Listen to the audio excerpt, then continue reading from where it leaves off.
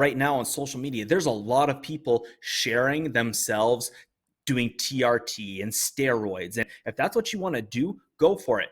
Go be a SARM goblin if that's what you want your personality and your life to be built around. But that's not what I want. And I personally believe that there's many other aspects that you need to do as a natural lifter to improve your results and try to enhance the amount of natural muscle that you can put on.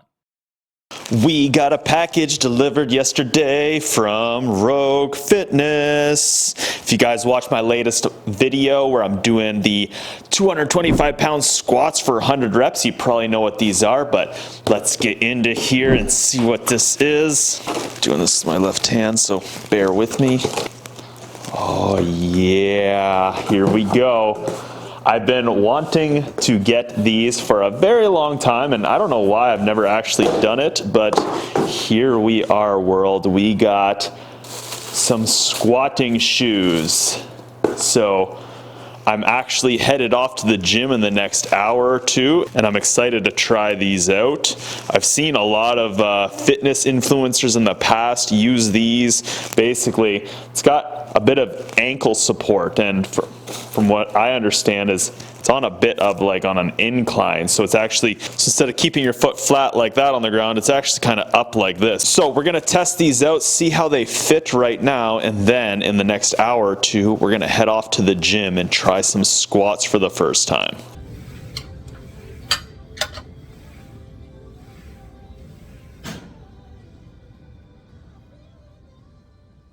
Welcome to a full leg day workout here with the Hungarian experiment, and today we're going to be testing out my new squat shoes. So you guys just saw I got some new squat shoes, and this is my first workout testing these, and I do want to give a couple more workouts to really put these to the test before I say anything about it. So I thought today would be a good time to change things up a bit from my recent workout voiceovers, and instead of describing and going through my whole workout and taking you guys through the workout, we're just going to let the workout play in the background while we discuss a topic. And today's topic I want to cover is my philosophy on bodybuilding naturally.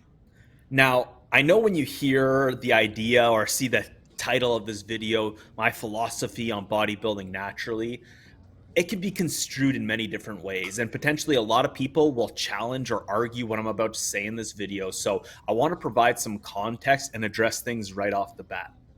First off, this is my philosophy on bodybuilding naturally from someone who has no interest in competing. I mean this in no offensive way to those who do it, but I have absolutely no interest in spending, a significant portion of my life preparing to stand on a stage basically naked next to a whole bunch of other dudes for the sole purpose of having a few people compare me to others. Nor do I enjoy watching it or following the sport. I just don't care. It's not something of interest to me. I don't care about it at all. Now, don't get me wrong. I think it's great. We need people like that. There's a reason it exists, and it's such a big thing in the world that people participate in. We need people who are taking it seriously and pushing the limits of the human body and mind. It's fascinating. We also need guys like the Trend Twins, people who are just going balls to the walls to achieve as much muscle as they can. I think it's awesome, and I love it, but it's not what I want for myself. I don't want my personality in my life to be built around putting on muscle. I have other passions and things I want to do and accomplish in this life, but I really do enjoy lifting and going to the gym.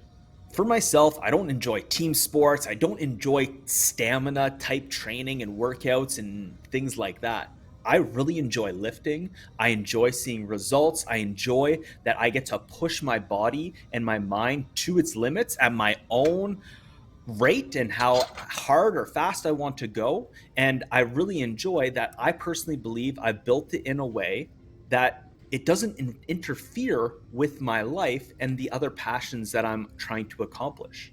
I enjoy that going to the gym and lifting and weightlifting and bodybuilding, that I get to do something physical, and it's a great pillar of my life where I can just go, I zone in, I do what I need to do. It gets my body active. And when I step out of there, I'm not thinking about it really much anymore. It's something that I can do and accomplish every single day where I believe and where I believe I've structured, and this is where the whole philosophy builds on, in a way that is ensuring that when I do step in the gym, no matter what level I'm at, if I'm at the top optimal point of trying to put on as much muscle as I can, or because of the other passions in my life are pushing me to boundaries there where I'm pushing my limits, that I could still get a great workout in. And the things that I'm doing outside of the gym are helping me to put on as much muscle as I naturally possibly can.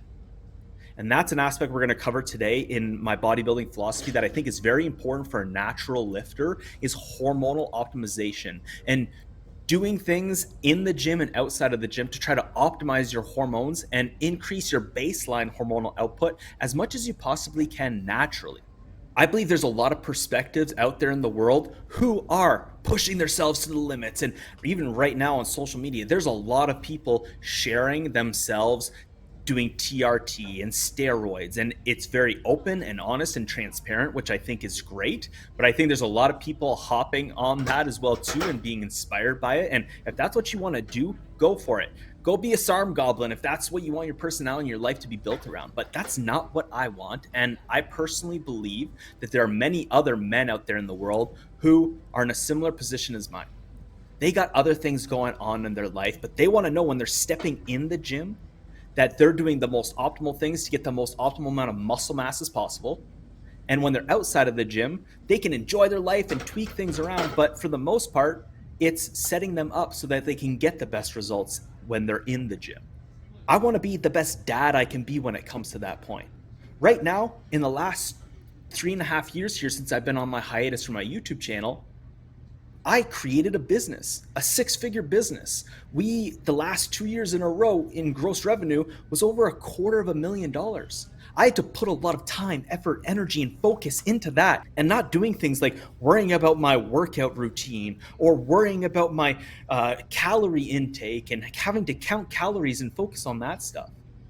So we're going to cover here in this video my overall philosophy on bodybuilding and the 3 or 4 aspects of it that structure this philosophy. This is going to be a little bit more stream of consciousness. I do want to write up a full article on this and have it really on point, so that way when I ever come to this situation where I'm having this discussion, I want to talk about it from this angle, because again, I think it's great that there's people out there pushing it to the limit, but we're only hearing their suggestions on how to optimally put on as much muscle as you can. What about for the rest of us? What about for the guys who have other shit going on in life and their whole identity, their whole personality, their revenue streams aren't coming from their body? I personally believe that there's many other aspects that you need to do as a natural lifter who has no intention of stepping up on a stage or has no intention of dedicating their whole life to this thing, but there's aspects that you can do to improve your results and try to enhance the amount of natural muscle that you can put on. And I'm just an example of that. I could be completely wrong here with my philosophy, but that's why it's my philosophy, and I'm trying to prove it here on my body long term. So let's get into it here. So with this philosophy, there's several aspects I want to cover, and I think we already covered the first one there, priorities. This is completely different than the SARM goblin, the dude who just, young guy who just wants to focus on putting as much muscle on as quickly as possible. My priority is to get the most out of my life outside of the gym while knowing that when I'm in the gym, I'm getting the greatest results. And why? Because number 2, I believe this is a marathon. If you have no intention of taking steroids, then the only thing that I personally think matters as a natural lifter is that you understand that this is a marathon. It's about achieving little inches every single day. Every day you're able to step in that gym, you're able to get some volume in, you're at the peak of your optimal hormonal output while you're there, you are going to put on muscle long term. If you're doing the things right in the gym and out of the gym, which we're not going to get that specific in this video about those aspects, but it's a marathon game. It's a volume game. So some other aspects that we're going to cover a little bit later is like, should you be training to failure as a natural bodybuilder all the time? I personally don't believe so, because I believe, and we're going to cover this in the hormonal output side, that doing too much heavy lifting isn't the best for you. It's good to have certain aspects of your workout where you're stressing your body, going to failure, lifting as heavy as you can. But long term, I think you're overstressing your body. And this is why I think this goes against what a lot of the other guys out there are saying who are on steroids, or maybe claim natural but are actually taking steroids, is they have the ability to recover so much faster than you can as a natural. And they're able to put on muscle without even lifting. So if you dive into this study here, the effects of supraphysiological doses of testosterone on muscle size and strength in normal men, what you see is that those who take steroids can gain more muscle without even lifting than you can as a natural lifter. So it's great that someone was able to make a nice little breakdown in a graphic here. So testosterone builds muscle without training. As you can see down here, it's from that scientific study. Testosterone injections increase muscle mass gains during resistance training. Even without training, testosterone injections increase muscle mass. So here we can see they split this scientific study into 4 different groups. They did like a neutral group who did no training and no injections. They did a group that did no training, but they took testosterone. Then they did a group that just trained, but with no testosterone. And then they did a group that trained with testosterone. So as we can see here, of course, those who trained and did testosterone, great results. Their lean body mass gain was significant. Here in black is those who trained. And then this one here in gray is those who didn't train at all during this period of time that they did this study, and they just took testosterone. So they were able to gain muscle without even training, and almost double like the amount that you can naturally. So overall, what I think you have to consider if you're natural and you're following along what these guys are saying, are training to failure almost every single set and every single exercise that they're doing, they're able to do that because they're literally like, think of it, they're just injecting recovery into themselves. Like they're able to recover and grow so much more muscle than you can. So they can do things in their training that you can't. I personally believe, if you stress your body that hard all the time, you're not going to be able to recover fast enough, which means you can't get in the gym a day or two later and you can get more volume in. And as we discussed, this is a marathon game. So the next aspect that I want to discuss there is hormones and hormonal optimization, hormonal output. I think this is a topic that in the scientific community, we're still figuring out and we don't fully understand yet. A lot of these influencer doctors out there and people online and social media, they utilize certain studies, and I'm utilizing certain studies here as well too. But a lot of the studies that they're utilizing are on very small sample groups, done for very short periods of time. And what they're discussing and covering is how much muscle can be put on. So they're typically changing people's routines or starting out with people who don't lift or who already lift. So there's so many factors that could affect these. But what we're going to go through here is several scientific studies that show when you manipulate the human body in a certain way by stressing it or putting in a certain factor, on average, it's having these consistent results. So in general, I believe most scientific studies are very weak in nature, they're flawed. But there are certain studies where, if you do this to 100 different people and you get the same result, it's a fact of like what happens to the hormones. So things that we're going to discuss here is like intermittent fasting, sauna, standing versus sitting, how your hormones are affected by your body fat levels. And what I believe that you need to be doing as a natural bodybuilder when you're outside of the gym and while you're inside the gym, you need to be considering, all right, well, I'm in the gym, I'm doing the things that are stretching and tearing my muscle fibers as much as possible, but also some of my workouts need to be tailored around helping dump as much natural hormones into my body as possible, which might be doing more full body exercises rather than just standard bodybuilding exercise where you're only doing like isolated movements and stuff. So the first aspect of hormonal optimization and what I want to discuss here has to do with sleep. And I don't want to discuss in the sounds of sleep of like, yeah, it's important. Everyone knows it's important, but everyone sacrifices sleep. Like we know it's something we have to do. But what I want to get in here is that you as a man have a very limited amount of time of how much growth hormone your body is going to be secreting during your sleep. And you need to, like, the way I look at it is, I'm 34 years old right now. We're going to take a quick look at this study that says during the fourth decade of life. So if we look at this study here, physiology of growth hormone secretion during sleep, and we dive down to this part here, during the fourth decade of life, ages 30 to 40 years, the total amount of growth hormone secreted over a 24-hour span decreases by 2 to 3-fold. Similarly, the amount of slow wave sleep decreases dramatically over the same narrow age range. I see right now, this is a marathon, but the marathon's getting to a point where I'm going to be drastically less good at it. Like, it's just, I'm going to have less hormones going through my body. And this is a natural thing for us as men to have and to happen. But as of right now, I'm 34 years old, and I have 3 to 6 more years to put on as much natural muscle as I possibly can. And after that point, I can still put on muscle. It's just going to be a lot harder. It's going to take a lot longer. And the goal is more to maintain it. So I personally believe, again, there's a lot of people who are just like, I want to gain as much muscle as possible. Yes, I do too. But I'm stretching this over a 20-year period. I want to look great and I want to live long. I want to be healthy. And right now, I still got another, as I mentioned, 3 to 6 years to continue do what I'm doing and slowly putting on as much muscle as I possibly can naturally, optimizing my hormones as much as I can. So on that aspect of hormonal optimization, I don't want to spend a lot of time on each one of these studies. We're going to zip through these. But ultimately, what I want to get across is, as a natural bodybuilder, you need to dedicate other aspects of your life to more than just eating and lifting. If you want to utilize the time in the gym as best as you possibly can, then you just need to do the most efficient things that you can do while you're in the gym to tear up those muscle fibers as much as you possibly can. And when you're out of the gym, putting your body in the best state of recovery. And I believe the more hormones you got pumping through your body naturally, the better your recovery is going to be.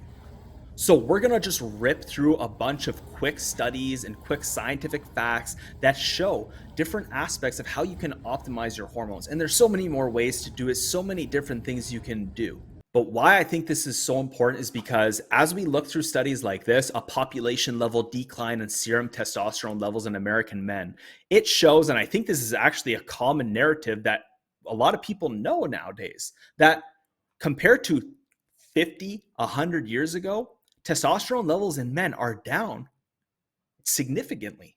I think a big aspect of that is obviously a lot of the things we're putting into our bodies and systems, but a bigger aspect of it is our lack of physical activity for the most part. But as we're seeing with these studies that are coming across the page here, population level declines in male serum is drastically down. So you as a man need to be doing as much as you can in your life to optimize your hormones as much as possible. The whole world is against you.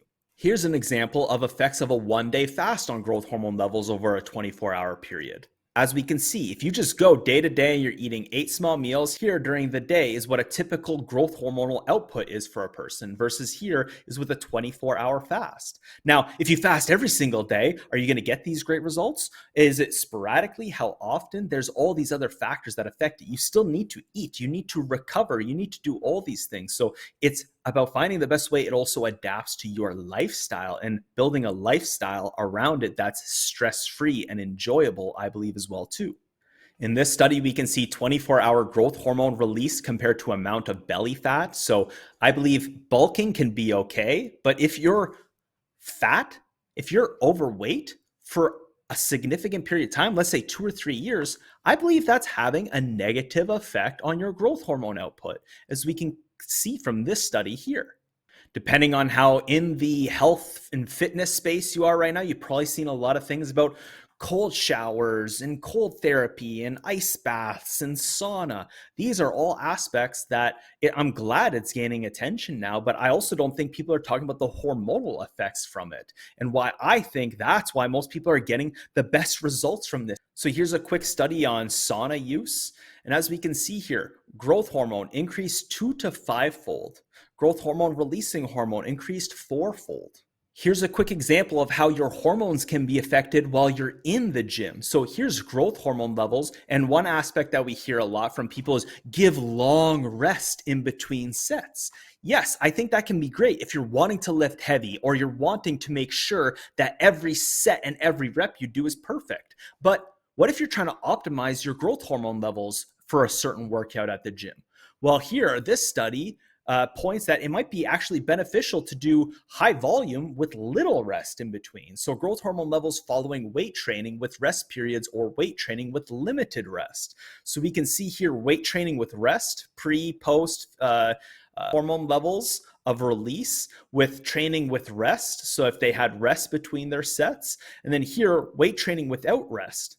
So if you give very little rest, if you do things like supersets, that might actually be beneficial for helping to release extra growth hormone while you're in the gym. And if you have a nice balance between days where you're trying to gain strength and you're lifting heavy and days like this, long term, again, this is a marathon game, this might be a more optimal way to put on muscle long term naturally.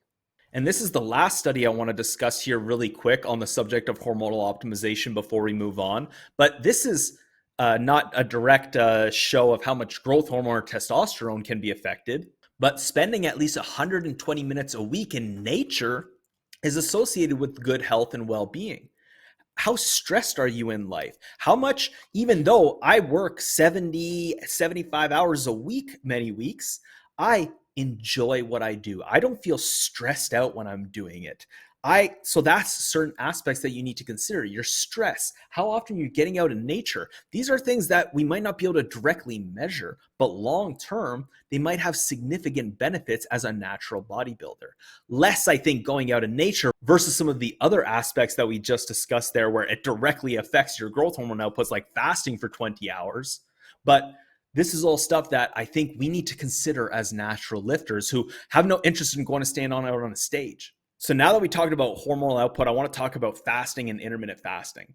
I believe now benefiting my lifestyle, which makes me enjoy this stuff, is that I haven't eaten yet. It's about 4 p.m. right now. I've been working since 9 a.m. since I woke up. I enjoy working. I enjoy doing this stuff. I did a little light home workout.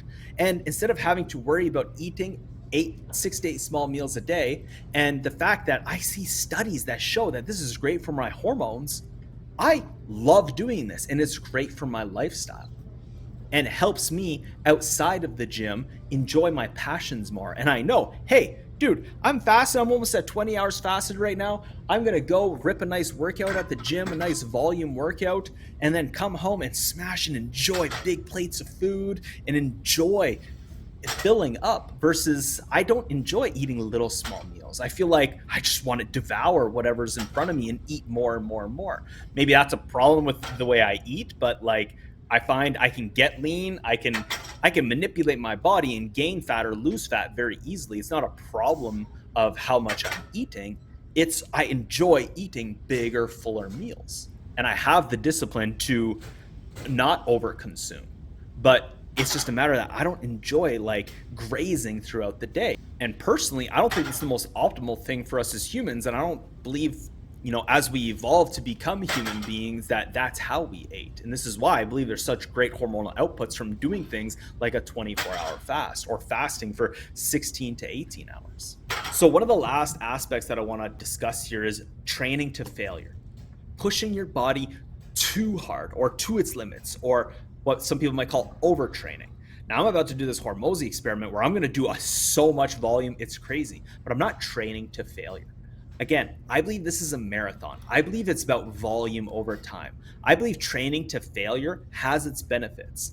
I believe, I didn't pull up the study, and I bet there's a study that we could find that shows, deadlifting super heavy and squatting super heavy is great for your growth hormone release. And I believe so. I believe, and I feel really good after, maybe 2 days after, but after a solid day of lifting heavy versus a day of doing volume, I just feel better. I feel different. But I also don't think that's sustainable long term. That's not part of the marathon game.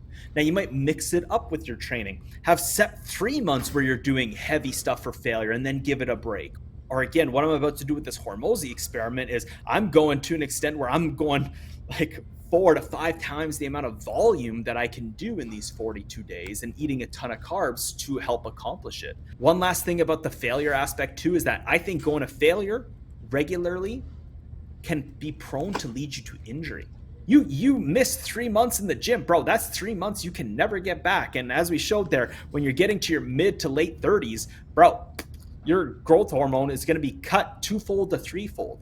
So again, it's a marathon game. If I'm going to failure regularly, I'm more prone to injury. So as a natural bodybuilder, I believe that training to failure regularly is not the most optimal thing to do.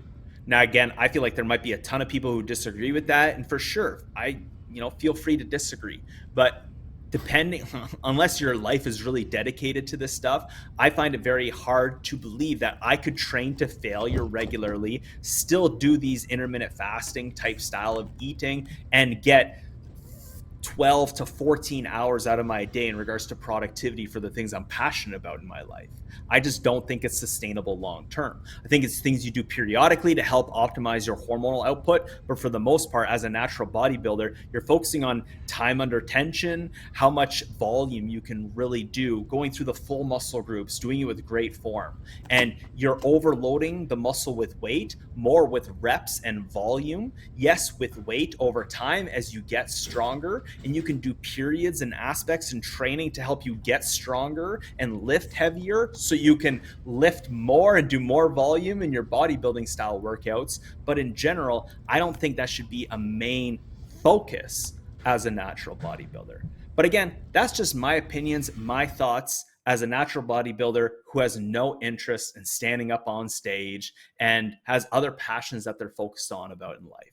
So thank you guys so much for watching this video. I just wanted to share this here and hopefully put out a perspective in the world that, as I mentioned earlier, there's all these steroid, these SARM goblin guys out there, and they're sharing their perspectives on putting on muscle. But I don't see a lot of them focusing on like, how can I do this long-term, healthy, naturally, still enjoy my life, get the most out of my life and do it. So again, I believe it's this mix. It's a mix of what are your priorities in life, of course. What are you trying to do? It's a marathon game. How much muscle, how many times can you step in that gym, be at the peak optimal hormonal output that you can be in life? So that way, when you're in the gym, you're getting the most out of your reps and your sets and your exercises. And then when you're out of the gym, your body is able to recover as much as it possibly can and get the most benefits out of all the work that you did in the gym.